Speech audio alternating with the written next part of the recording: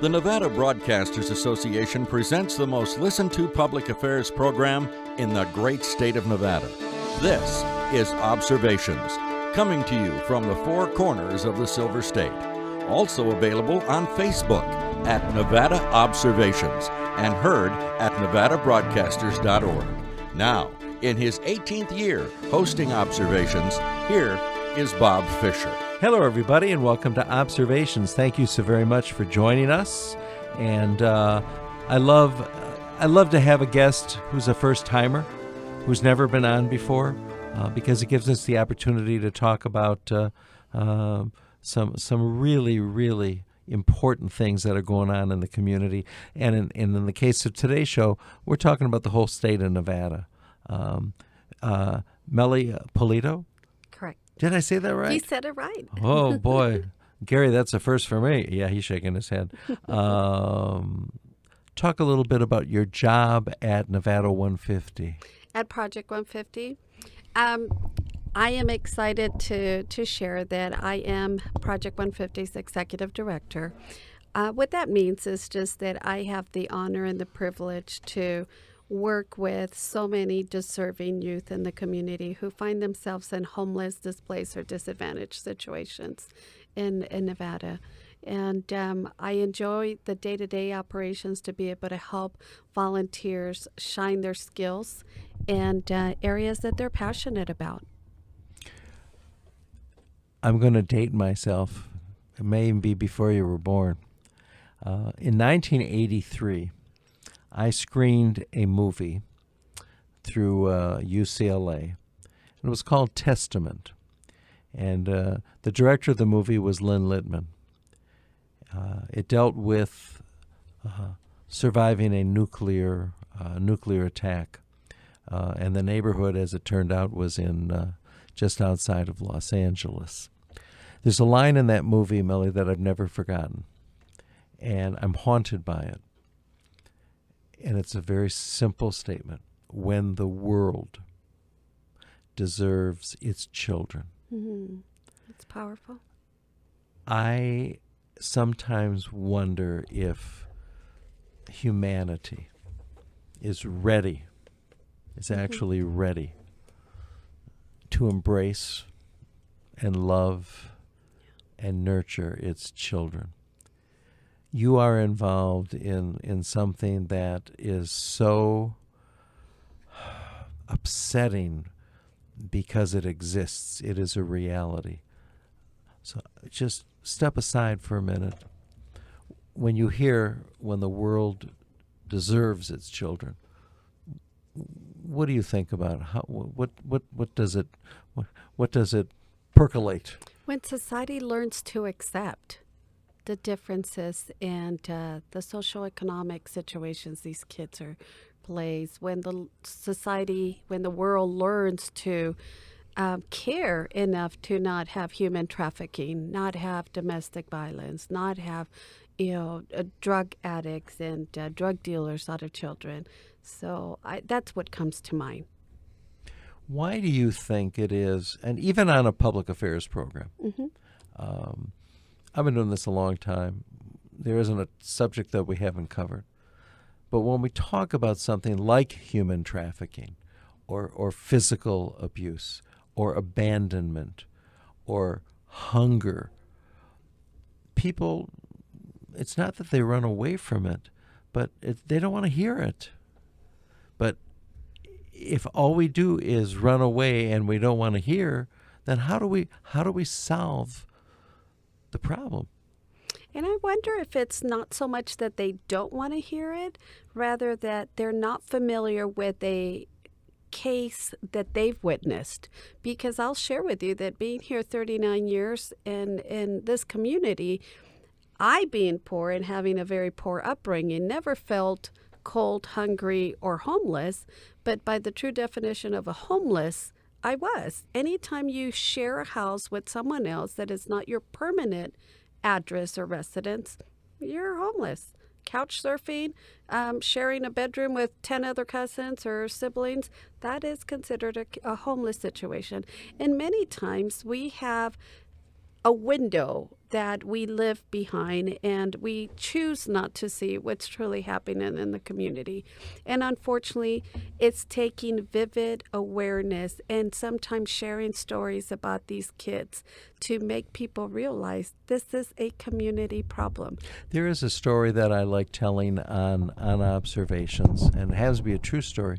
I was teaching confirmation and took my students to a homeless shelter in downtown Los Angeles. And for these kids who were Beverly Hills kids riding in a bus, and it was Christmas time.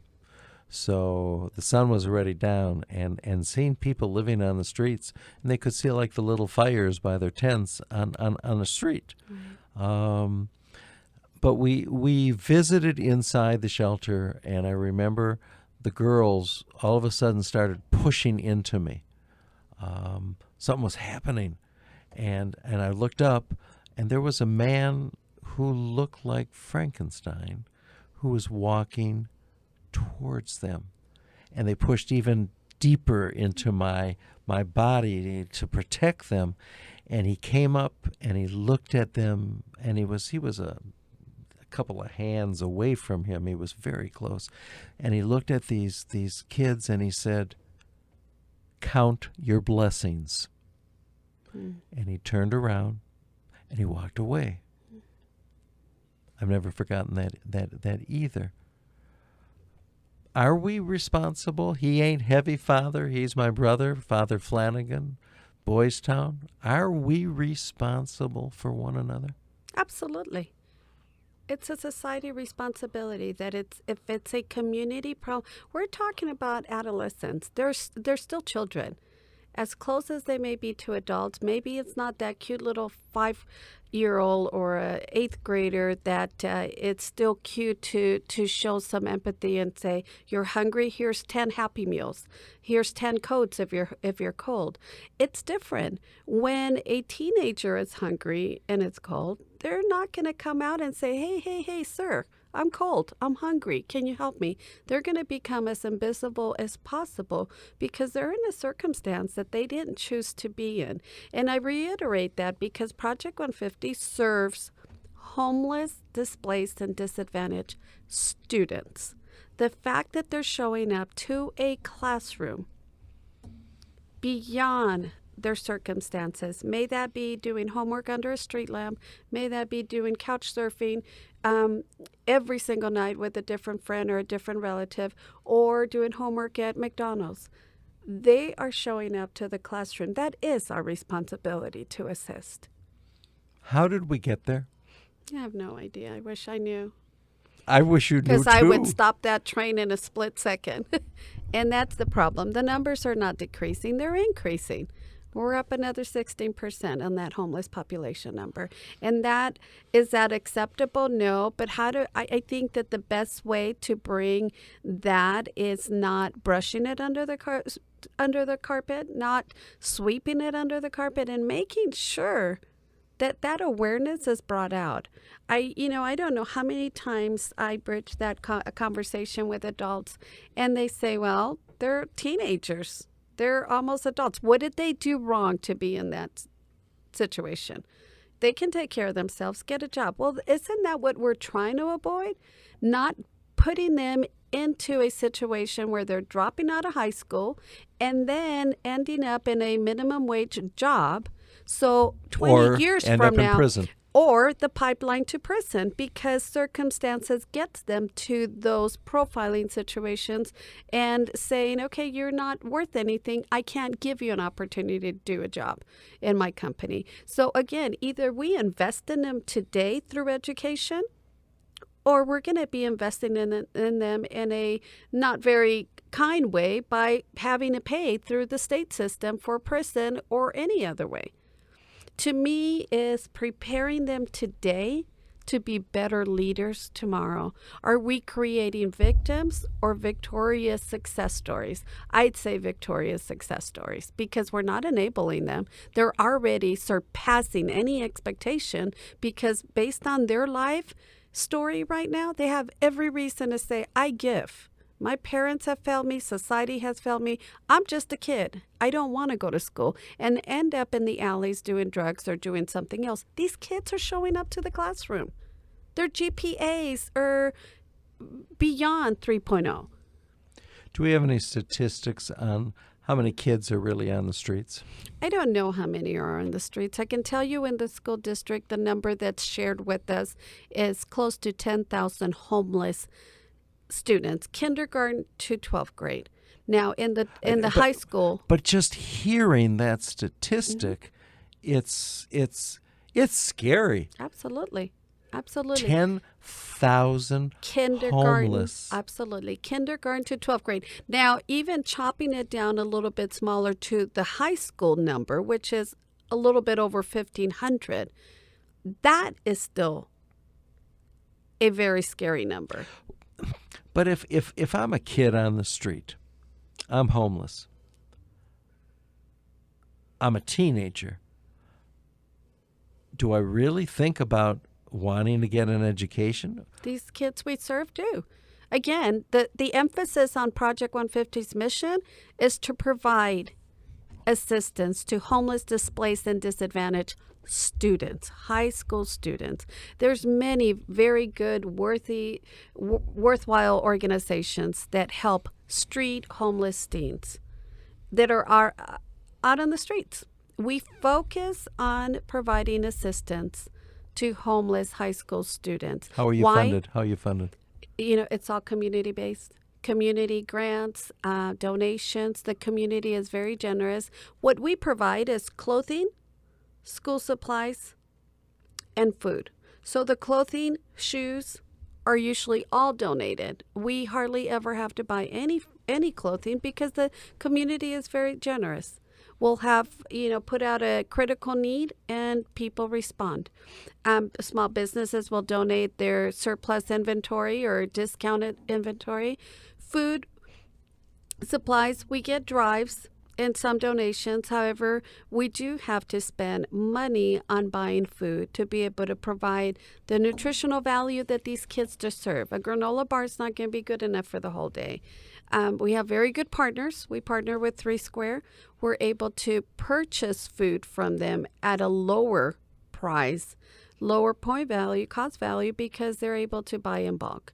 We're very fortunate in the state of Nevada that we have 3 Square in the south. I agree. And we have an extraordinary outreach program in Reno. Extraordinary things are done. But how do you deal with the person who writes on Facebook or sends a letter to the newspaper or sends you an email saying, kids on the street, that's not our responsibility. Homeless kids, their parents should have gotten a job. How do you react and respond? Because there are going to be a lot of people listening to this program who are going to say, why should I care that a homeless family, a dysfunctional family, that they got kids that are on the street? What do I care about them? Why should I care about them? It's not my job, and it's not the government's job. Right. And the first thing I will clarify, that not every homeless high school student that we help is homeless because of a dysfunction or a addiction or a criminal activity from the parents or the family. So why because why I are they would there? tell you that we've had families in our volunteer center who have come to us, and the middle class family who has lost a job when the economy took a nosedive. That middle class family who thought they can hang in there and one more month, I think I can find a job. Then mom gets illness, a cancer, and before you know it, 9 months have gone by. This middle class family who has never had to search for services all of a sudden find themselves 12 months behind on mortgage, 12 months behind on car payments because they kept thinking they could get ahead. Okay, I'm going to find a job. Things are going to get better with the illness. Not every homeless student has a horror story by choice by parents or the kids. So we have many middle-class families who had very healthy incomes, 2 incomes in a household. Kids never needed anything. All of a sudden are having to turn to agencies like Project 150 for assistance just to get the kids started for the first day of school with clothing, proper clothing and shoes. That is the first thing that I like to make people aware of, that in this community, every face and every student we represent and serve has a story. And that could be your child tomorrow. That could be my family tomorrow. It could be in a split second. My husband passed away of cancer, and I don't share that to switch the stories and be the victim. Absolutely not. But I can tell you, from 2 very healthy incomes, there has been a significant lifestyle change in my household. Luckily, none of my children are homeless, and we didn't have to end up in that situation. But I can tell you that when you have that plus a loss of job, and in this economy, there's many families that probably never imagined themselves being in this circumstance. Did you go through a stage when you were bitter? Oh, even today, I think, driving around, it's like, this sucks. This really, really sucks. In my retirement life, this isn't the plan that we had. We had so many other plans. This is financially, I'm not where I wanted to be. That's not where my savings was intended to go, to be flushed down medical bills and things. However, that happened, and I would do it again in a split second because I was my husband. And so many families are making decisions. Chemotherapy is extremely expensive. I can't tell you how many families we help that have been depleted of their financial savings and giving up a mortgage to be able to provide a family member treatment. And that could be diabetes or anything else for that matter. Well, as a person who has diabetes, and I've talked about this on the show as well, I'm on Medicare. Forget about Obamacare. I'm on Medicare, and I'm spending $2,000 a month There you go. on my meds. And I've said this for years on this program. I said to the pharmacist one day, "What do the poor people do?" They don't take medication. Yeah, she says they die. We'll take a break. Exactly. We'll be right back. A great big thank you to our friends at Walker Furniture. Thank you for your support of the Nevada Broadcasters Association, and thank you for your support of Observations. Hi, this is Oscar Goodman, the former mayor of the great city of Las Vegas. You're listening to Observations with Bob Fisher. We are here talking about Nevada 150, and it's actually Project Nevada 150, and I'm so happy to have the guiding force, the absolute guiding force, Meli Pulido. How did you get into this business? Because you've been involved in the community for a long time. I have been. I am very fortunate that my parents instilled in me a lot of community service as a valuable moral value in our household. I grew up very poor. And what does very poor mean? Seriously. So when you think that living in apartments behind Naked City, behind the stratosphere. How long have you been here? Are you familiar with Naked City? Oh, yes. Okay, so when... Gary was here when it was built. That was a joke, Gary. Smile. He's smiling with a fist. I was 9 years old when we came from Mexico. And being the middle child of 9 children, an immigrant family in the early 70s in Las Vegas, it wasn't easy. I was 9 years old, and kids are tough. I didn't know a word of English. And what I thought was a gated community turned out to be a fenced apartment complex to keep the pimps, prostitutes, and drug dealers away from the children and the residents. But let me tell you what, though, compared to where I was living in Mexico, to me, that was a huge upgrade. So I would look at the ladies walking down the street and say, oh, wow, I can't wait to grow up, and I want to get a job and be able to dress just the way they're dressing, matching hat, dress, shoes, belt, purse, the whole 9 yards, and then admired that their boyfriends or significant others had beautiful cars with shiny rims and all that. It's like, God, this is great. I'd write my friends in Mexico. My dad's doing super good. He moved us to a gated community. And later I found out I'm living in a gang-infested, drug-infested, apartment complex behind Naked City. No later than 12 months, we move into a huge mansion, as I wrote to my friends in Mexico. We're living in a huge 5-bedroom mansion, and all the houses around here are big. My dad's doing really good for our family. I still don't know many words in English, but I can see that we're living much better. Later, I found out I was living on 28th Street in Bonanza, government projects, gang infested, and I honestly believe that those things made me who I am today. But you made it, and there's others that don't. What is there about you, or what is there about the family that you lived with that you didn't make it? Let me tell you why. Because people believed in us. It wasn't just my parents pulling this off. Although I wore my sister's dress on Thursday that she wore on Monday, people came to our rescue. The church, the community, they were the secret Santa that delivered Christmas gifts to us. Gifts that we never were used to receiving. We didn't know that there was a Santa Claus.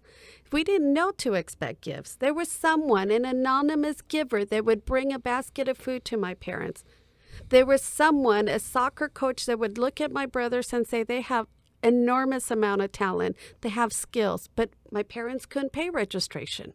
They couldn't pay tournament fees. But guess what? There was a parent or a coach that would say, we'll cover your son's uniforms. I was 13 years old when I started working. And soon after my first paycheck, I was able to start taking care of one brother. Before you knew it, I was in charge of 3 brothers, my 3 younger brothers.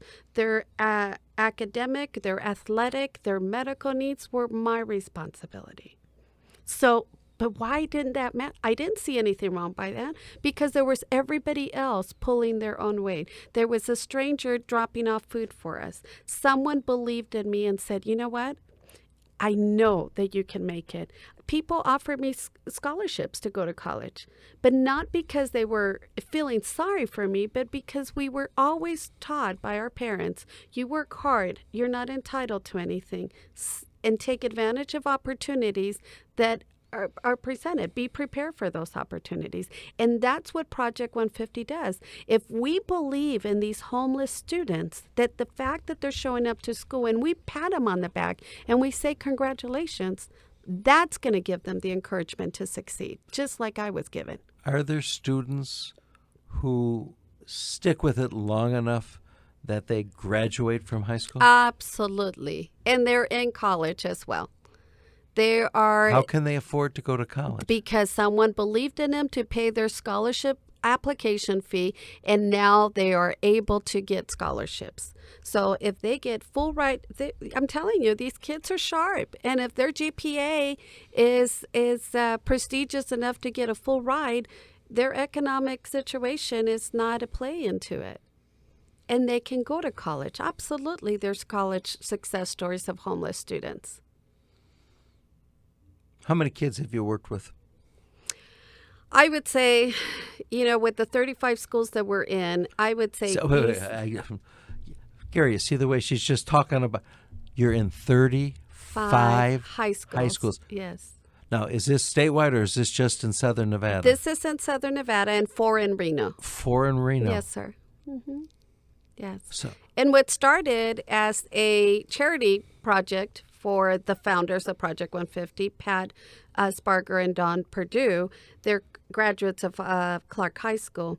They wanted to do a project for the holidays in 2011, and then they realized, hey, we just read a post that there's 150 homeless kids at Rancho High School. This is 2011. And so one of them called it bluff, went out to the school, and said there's just no way there's 150 homeless kids. This is 2011. I grew up here. There's 3 generations deep in my family here. And to his surprise, as he's having this conversation with the counselor, there's kids walking in. They're hungry. They haven't eaten. They don't have a pencil. They don't have a calculator that's going to affect their grade. Once excited that they passed the proficiency test, excited as could be, that turns into a frown within seconds because they realize, one, there's not going to be anyone in the audience to cheer them on. Two, they don't have the money to pay for the cap and gown. So Dawn is listening to all this and says, wow, this is really a problem. That number was not 150. It was probably triple that number. When they helped those kids for those 2 weeks, they realized, I still feel empty.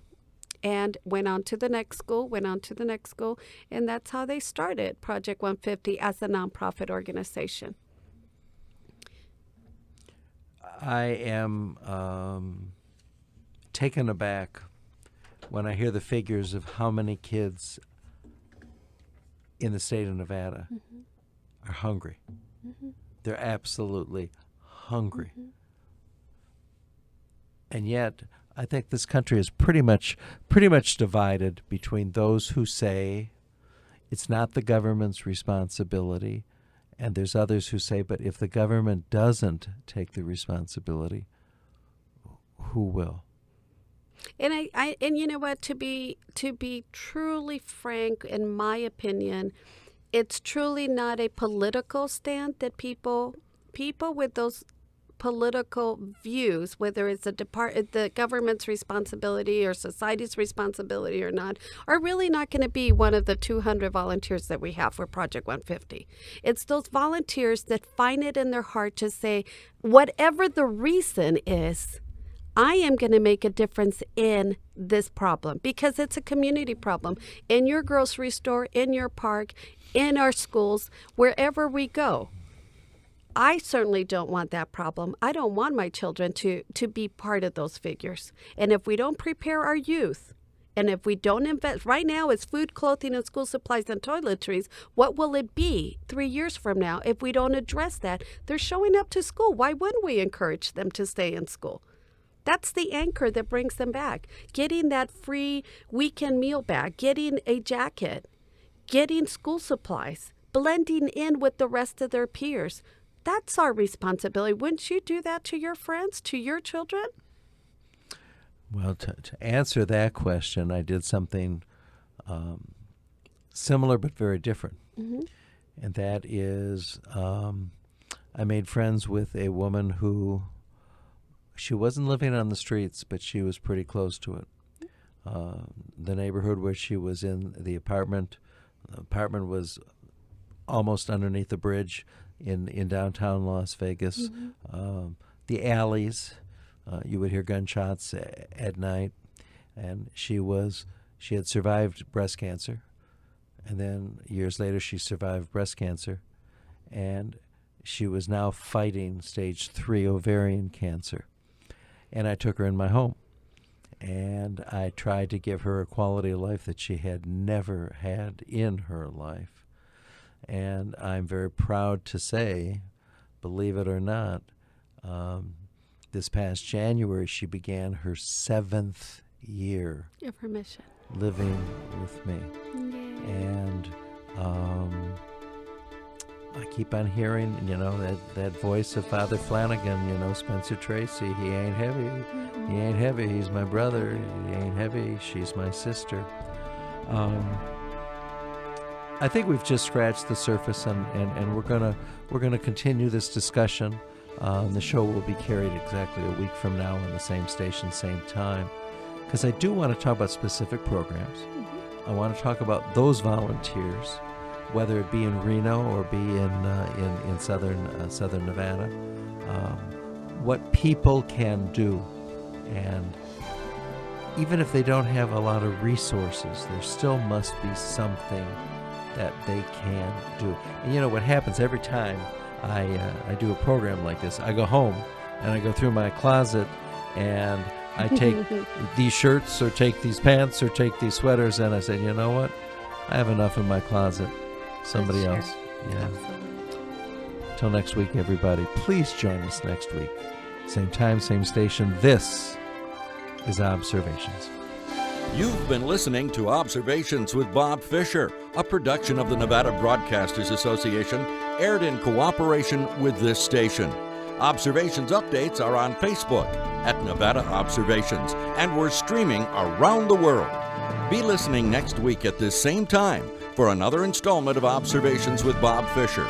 Archived Observations programs are available at nevadabroadcasters.org, along with career opportunities for our state's broadcasters. This is producer Gary Campbell. Thanks for listening.